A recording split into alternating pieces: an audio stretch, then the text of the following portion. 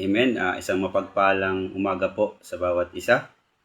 Ang FB Live po na ito o ang pag-aaral ng salita ng Diyos ay nagmula po rito sa Subay DFC na sakop po ng District 8 sa pangunguna po ni Pastor Pedro Condraneos. Ayan. Bago po tayo mag-aral ng salita ng Diyos, good morning po sa bawat isa. Good morning po. Kumusta po ang inyong gising? Sana po nasa maayos po kayong kalagayan. At bago po tayo mag-aral ng salita ng Diyos, ngayong umagang ito tayo muna po umawit sa ating Panginoon ng isang pagsambang awit. Hallelujah.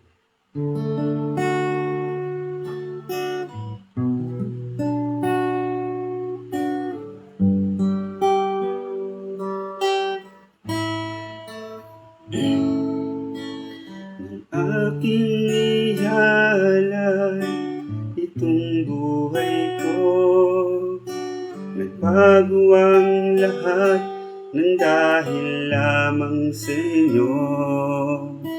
Ang dating madilim ay naging makulay, ang bawat sandali nagkaroon ng saysay. Karapat-dapat na sambahin kayo ng buong puso't isip at kaluluwa. Hayaan niyong mag-alay lamang sa inyo, mabangong handog at kaaya sa panindog. Ako'y magpupuri sa iyo, anumang kalagayan ng puso, nagagalak ka man o nagsisipayo. Yes, Lord, hallelujah. Ako'y magpupuri sa iyo, hallelujah. At wala nang iba aking sasambahin sa tuwina. O aming Diyos, kayo ang siyang una. Pupurihin kayo.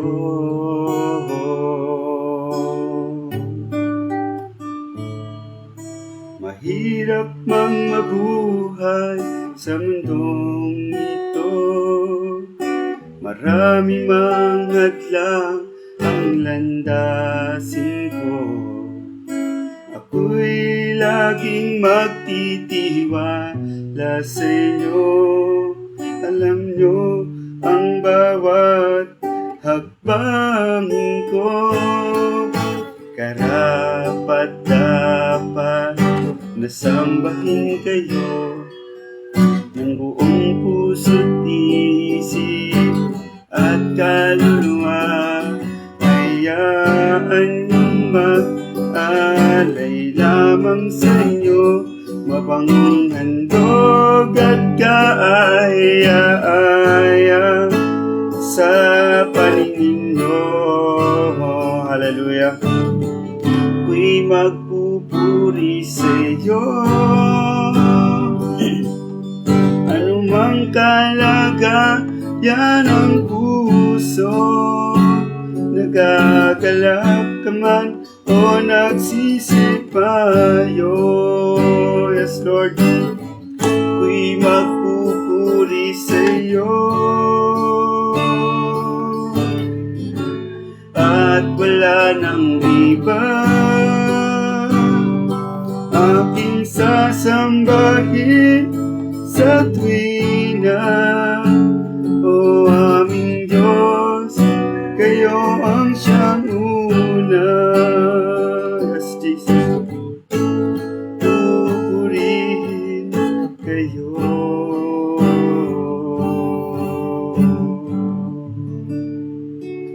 Hallelujah. Tapi mo na langin sa umagang ito. Aming Diyos na nasa langit. Sa pangalan po ng iyong anak na si Jesus, sa patnubay ninyong banal na Espiritu, kami po ay lumalapit sa inyo ngayong umagang ito. Nagpapakumbaba sa inyong dakilang harapan, O Diyos. Salamat po, Panginoon, sa napakagandang umaga na pinagkaloob niyo po sa bawat isa sa amin. Kasama, Panginoon, ng mga kapatid ko na nanonood ngayong oras na ito at makakapanood pa. Dalangin ko po, Panginoon, na samahan niyo po kami sa bawat araw, sa bawat oras, sa bawat pagkakataon. Nais po namin, O Diyos, na kayo po, O Diyos, ang patuloy na gumabay at mag-ingat sa bawat sa amin. Sa amin pong pag-aaral, ang inyong mabuting balita. Nais po namin, Panginoon, na kayo, O Diyos, ang inyong mga salita, ang magpalakas sa aming buhay espiritual. Ingatan niyo po kami at samahan sa inyo po lahat ng papuri, pagsamba. Ito po ang aming dalangin sa tanging pangalan po ni Kristo Jesus. Amen at amen. Yan, good morning po muli sa inyong mga kapatid. Saan man po kayo naroroon ay mapagpalang umaga po sa inyong lahat. Kung meron po kayong mga banal na kasulatan, ay makipagbukas po kayo sa akin sa aklat po ni Mateo. Chapter 7, verse 7 po hanggang 11. Inuulit ko po sa aklat po ni Mateo, Kabanata 7, talataang 7 hanggang talatang 11. Kung inyo pong nakita na sa inyong mga Biblia o nais niyo kung gusto niyo pong pakinggan na lamang po, sabi po sa aklat ni Mateo, chapter 7, verse 7 hanggang 11. Sabi po sa verse 7, humingi kayo at kayo'y bibigyan, humanap kayo at kayo'y makatatagpo, kumatok kayo at kayo'y pagbubuksan. Verse 8, sapagkat ang bawat humihingi ay tatanggap, at ang bawat humahanap ay makatatagpo, at ang bawat kumakatok ay pagbubuksan. Verse 9, bibigyan ba ninyo ng bato ang inyong anak kapag siya humihingi ng tinapay? Bibigyan ba ninyo siya ng ahas kapag siya humihingi ng isda? Kung kayong masasama ay marunong magbigay ng mabuting bagay sa inyong anak, gaano pa kaya ang inyong ama na nasa langit? Bibigyan niya ng mabuting bagay ang sinumang humihingi sa kanya. Ang pamagat po ng ating pag-aaralan ngayong umagang ito ay ang humingi, kumatok sa Panginoon. Ayan. Sabi po rito sa ating pamagat, humingi, humanap at kumatok sa Panginoon. Ang layunin po ng pag-aaralan natin ay na ito na tayo ay lumapit at magtiwala sa magagawa ni Kristo sa ating mga buhay. Dahil tunay siya ay tumutugon sa ating mga kahilingan. Hinahamon ko po ang bawat isa na pakinggan at unawain po natin ang ating pag-aaralan dahil napakalaki po na may tutulong nito sa ating buhay pananampalataya. At makikita po natin yung kung paano ba tayo makalalapit sa ating Panginoon. Yan, ang aklat po ni Mateo ay isinulat po ni Mateo na kilala rin bilang si Levi na anak ni Alpeo. Ayan, siya ay isang publikano o maniningil ng buwis nang bago siya makakilala sa ating Panginoong Hesukristo. Yan, makikita po natin kailan po isinulat ang aklat ni Mateo. Hindi po natin alam kung kailan talaga isinulat ang aklat ni Mateo. Ngunit ito ay malamang na isulat sa huling kalahati ng unang siglo AD o after death ng ating Panginoong Jesus. Ang original na, excuse me po, ang original na sinulatan po ni Mateo ay ang mga Hudyo. Ayan. Ang chapter 7 po ay karugtong ng sermon ng ating Panginoong Hesus doon sa bundok. Kung mapapansin po natin, nagtuturo ang Panginoong Hesus sa chapter 7 na patungkol sa paghingi. Humingi kayo. Ayan. At sabi pa rito, humanap at kumatok. Makikita po natin iyan sa verse 7 po ng chapter 7. Sabi po tayo po'y mag-aral ng salita ng Diyos. Sabi po rito, humingi kayo at kayo'y bibigyan, humanap kayo at kayo'y makatatagpo, kumatok kayo at kayo'y pagbubuksan.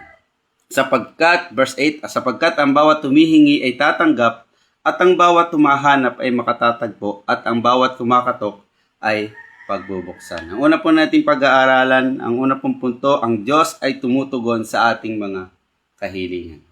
Ang Diyos ay tumutugon sa ating mga kahilingan. Mga kapatid, alam po natin na ang Diyos ay talagang sumasagot sa ating mga nailalapit sa Kanya. May kailangan lang po tayong gawin. Ito po ay ang lumapit, humingi,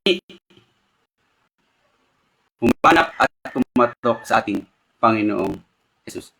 Bilang mga anak ng Diyos, matuto din po tayong lumapit sa Diyos. Sa anong paraan po tayo makalalapit sa ating Panginoon? Ito po ay sa pamamagitan ng pananalangin. Ang pinakamabisang paraan na paglapit sa ating Panginoon ay isang mataimtim na panalangin. Yan. Ano po ang sabi sa Jeremiah 33 verse 3? Kung mananalangin ka sa akin, tutugunin kita at ipapahayag ko sa iyo ang mga bagay na dakila at mahiwaga na hindi mo pa nalalaman. Makikita po natin na talagang ang Diyos ay tumutugon sa atin. Sino po rito ang may mga nailapit na sa Panginoon na tinugon na ng Diyos? Sino po rito yung may hiningi na sa Panginoon na tinugon na ng Panginoon? Amen.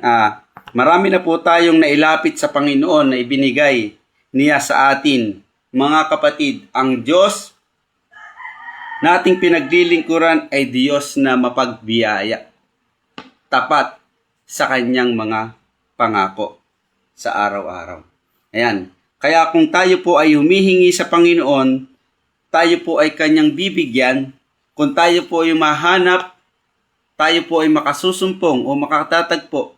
Kung tayo po ay kakatok sa Panginoon, tayo po ay Kanyang pagbubuksan. Sabi po, kung tayo ay kumakatok, tayo ay Kanyang pagbubuksan. Dahil ang Diyos natin ay hindi madamot, lalo na sa mga taong lumalapit sa Kanya ng may tapat na puso. Mga kapatid, may isang paraan pa para ang Diyos ay tumugon sa ating mga kahilingan. Sabi po sa Mateo chapter 6 verse 33, datapwat hanapin muna ninyo ang Kanyang kaharian at ang Kanyang katuwiran at ang lahat ng mga bagay na ito ay pawang idaragdag sa inyo. Sabi po dyan, hanapin muna natin ang Kanyang kaharian at ang Kanyang katuwiran at ang lahat ng mga bagay na ito ay pawang idaragdag sa atin. Kung tayo ay may mga kahilingan sa Panginoon, kung tayo ay lalapit sa Panginoon, kung tayo po ay may mga inihiling sa Panginoon, kailangan po nating sumunod muna sa kalooban ng ating Panginoon. Unahin natin ang kalooban ng Panginoon. Sabi po rito mga kapatid, kung inuuna po natin ang kalooban ng Diyos, kung sinusunod po natin ang Kanyang utos, ang mga hinihiling natin ay kusa na ibibigay na sa atin ng Panginoon. Amen po ba? Tanong, may pangangailangan ba ang tao na hindi kayang ibigay ng Diyos? Meron ba tayong pangangailangan na hindi kayang ibigay ng Panginoon? Di ba po wala? Lahat ng bagay o lahat ay kaya niyang ibigay sa atin kahit nga ang Panginoong Hesus, inialay niya ang kanyang buhay para sa ikaliligtas nating mga tao. Yan, makikita po natin. Kaya hindi natin kailangan pagdudahan ang Diyos. Totoo po na may mga kahilingan pa din tayo na hindi pa naibibigay ng Diyos. Ngunit alam po natin na may tatlong sagot ang Panginoon. Ano po yung sagot ng Panginoon? Maaaring oo, hindi kalooban, o kaya ay maghintay sa ating mga hinihiling sa ating Panginoon. Kung ang hinihingi natin sa Panginoon na magkaroon ng kaligtasan ang buo nating pamilya, yan po ay mangyayari. Wala pong imposible sa Panginoon. Kahit na ang isang pusong bato ay kayang palambutin ng Panginoon. Amen po ba? Walang imposible sa ating Panginoon basta po nailapit natin sa Kanya, ipinagkatiwala natin sa Panginoon, ano man yung hiningin natin, ay kayang ipagkaloob ng ating Panginoong Hesus na pinaglilingkuran. Hallelujah. Sabi pa po, kayang-kayan po ito ng Diyos, basta't siguraduhin lamang po natin na yung faith natin ay totoo. Panghawakan po natin mga kapatid, yung ating mga hinihiling, yung ating gustuin, nasain, dahil ang Diyos natin ay Diyos na mapagbiyaya. Pag nakita ng Diyos yung puso natin na totoo, na tayo ay lumalapit sa Kanya ng lubusan, ibibigay po iyan ng ating Panginoon. Ano man yung kahilingan na hindi tinupad ng Diyos, ito po ay siguro po ito po ay hindi Kanyang kalooban. May mga kahilingan po kasi ang mga tao, lalo na po yung nais lang magmayabang, nais lang magmataas. Yan po mga kahilingan na para mapasama ang ating kapwa. Ayan po ay hindi talaga kalooban ng Panginoon.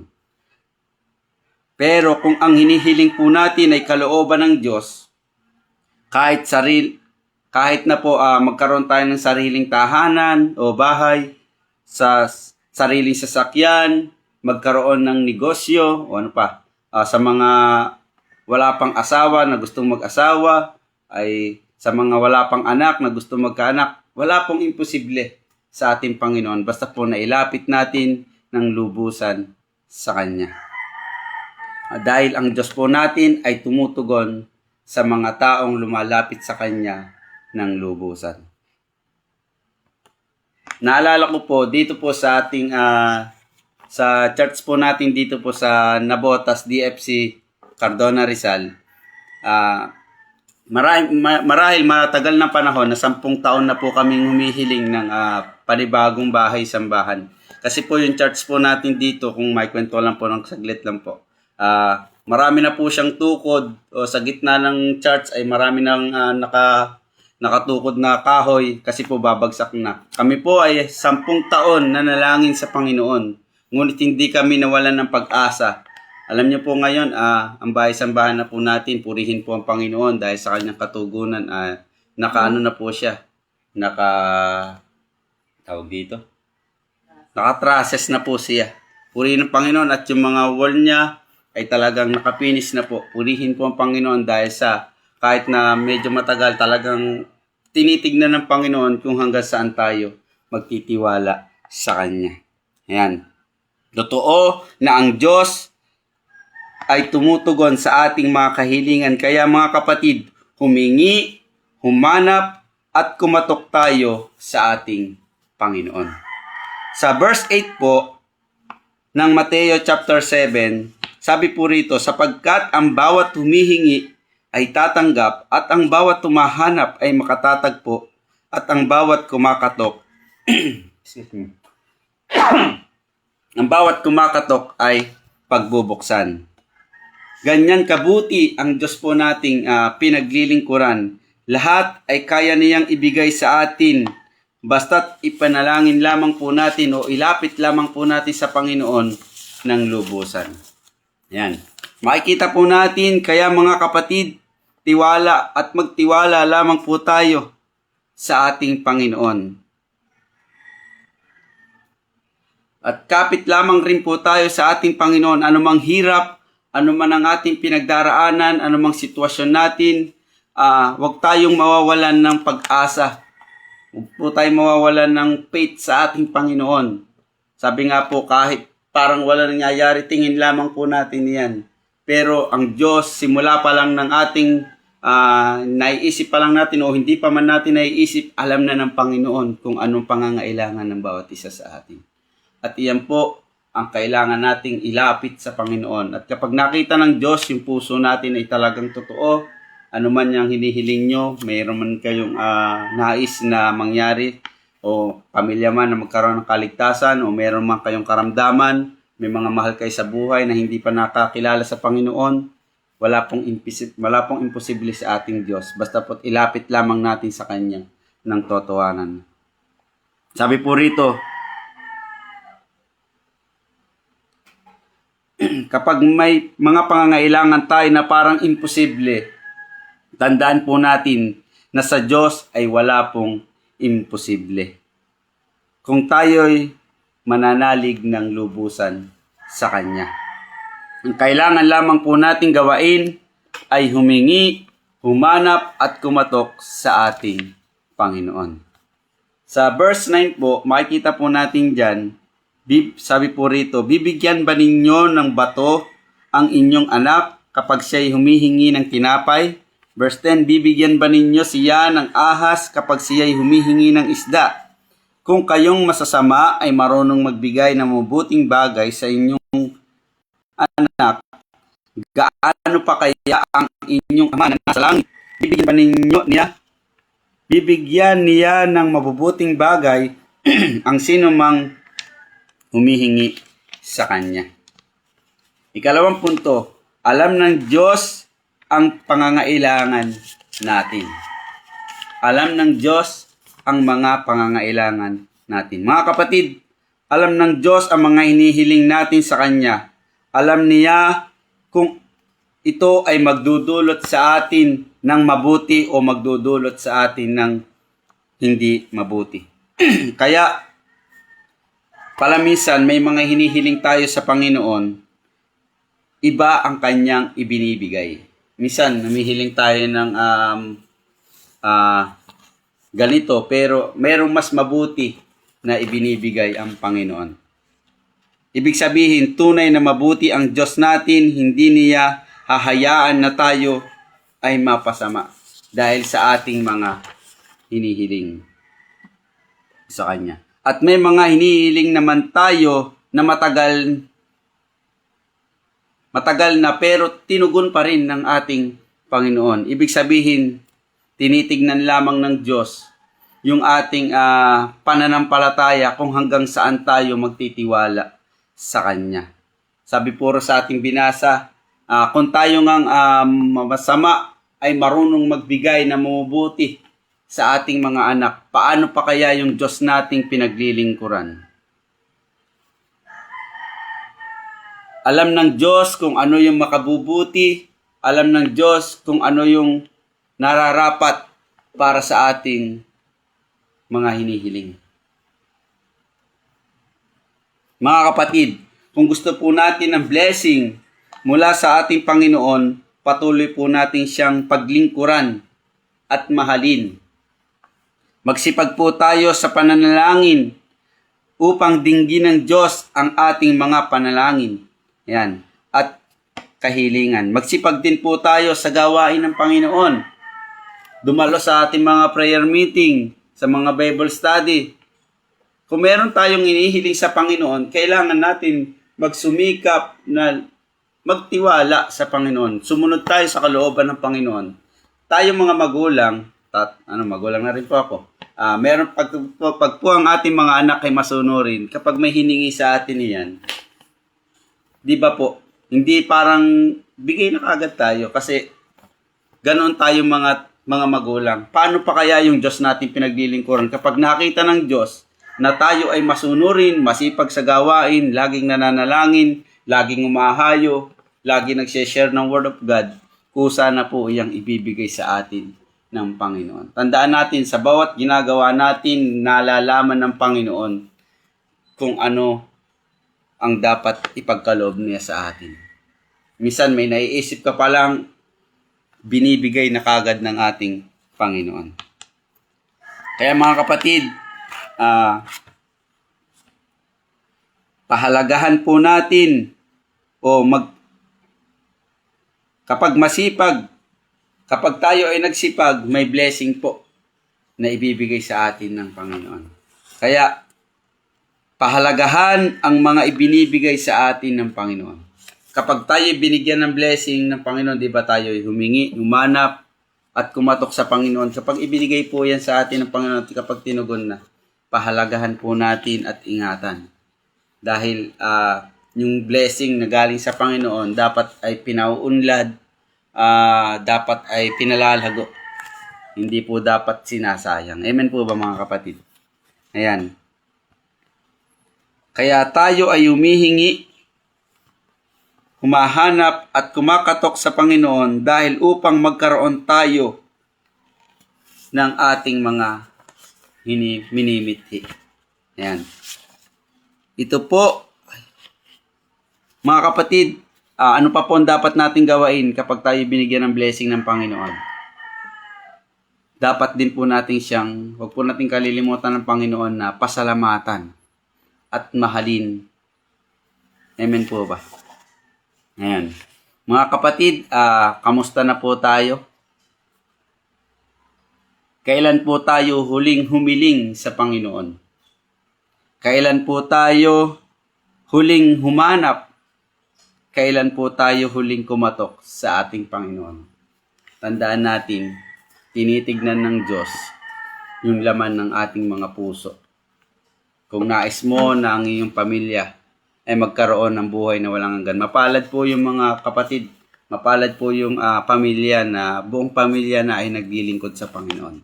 Kasi alam natin na wala nang katatakutan sa kabilang buhay.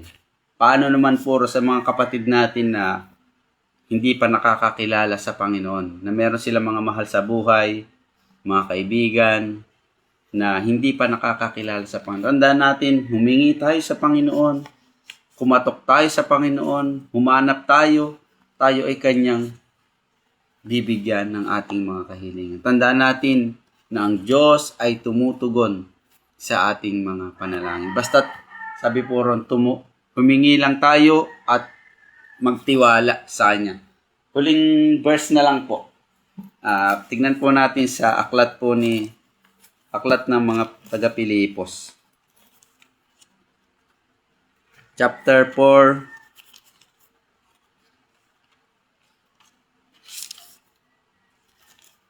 Yan. Pilipos po, chapter 4, verse 6. Sabi po rito, huwag kayong mabalisa tungkol sa anumang bagay, sa halip, hingin ninyo sa Diyos ang lahat ng inyong kailangan sa pamagitan ng panalangin may pasasalamat. Ayan, tunay na kung may mga kabalisahan man tayo, ilapit po natin yan sa Panginoon sa pamagitan ng panalangin. Tandaan natin na ang Diyos ay tumutugon. Walang imposible, walang bagay ang hindi kayang ipagkaloob sa atin ng Panginoon. Kung sa tao ay imposible, sa Diyos wala pong imposible. Tayo po'y saglit na yumukod at tayo po'y manalangin. Hallelujah, hallelujah, Jesus. Praise Jesus, hallelujah. Hallelujah. Maraming salamat po, dakilang Diyos, sa buhay ng bawat isa sa amin. Hallelujah, hallelujah, Jesus. Salamat po, Panginoon. Dinadalangin ko po, O Diyos, ang bawat mga nanonood ngayong umagang ito. Anuman dakilang Diyos yung kanilang hinihiling, anuman yung kanilang pangangailangan, anuman, Panginoon, yung kakulangan namin, O Diyos. Alam namin na kayo, O Diyos, yung kasapatan namin. Kayo yung Diyos na tumutugon, tumutupad, at nagkakaloob sa amin. Dalangin namin, O Diyos, yung puso namin Yung hangarin namin, Panginoon, ay patuloy niyo pong paunlarin. Patuloy niyo po kaming samahan, tugunin sa aming mga kahilingan. Alam namin na kayo yung Diyos na mapagbiyaya. Kayo yung Diyos na nagpapagaling, kayo yung Diyos na nag-iingat, kayo ang Diyos na nagpapaunlad, kayo ang Diyos na nagbibigay ng maayos na pamumuhay at ng kaligtasan sa aming buong pamilya. Lord, nilalapit ko po ang bawat nanonood ngayong umagang ito. Patuloy niyo po silang pagpalain. Alam niyo po, Panginoon, ang kanilang kahilingan. Alam niyo po, Panginoon, ang kanilang mga hinihiling. At dinadalain ko rin po, Panginoon, ang mga gawain ng DFC.